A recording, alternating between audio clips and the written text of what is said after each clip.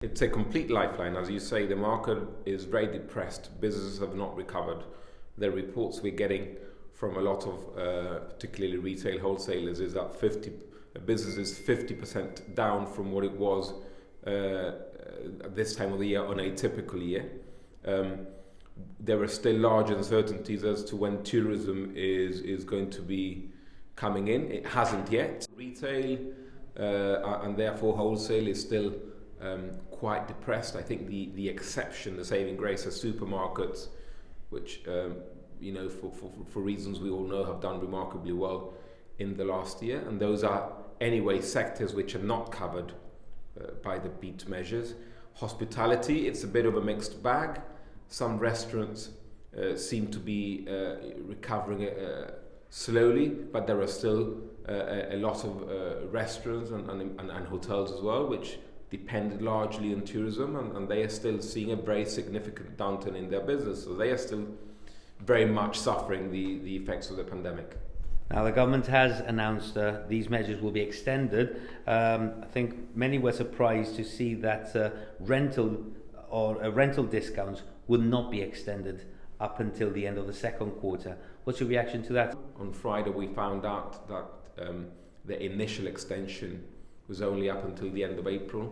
So we immediately started lobbying government through both formal and informal channels for the extension of the rental discounts up until the 30th of June. The initial response from government has been an engaging response, and we're having a meeting with them tomorrow, Wednesday, to discuss these measures at length, and we are quietly confident that the rental discounts will be extended in line with the other beat measures.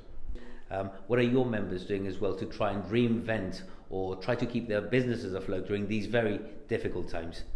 So, for example, on the catering side, we've seen a lot of restaurants that were not previously doing deliveries or were not previously doing takeaway food, doing a lot of that, and that has provided, some lifelines to those restaurants. But of course, the economic downturn has been so huge that even with resilience and innovation, were it not for government help, a lot of these businesses would simply not have survived.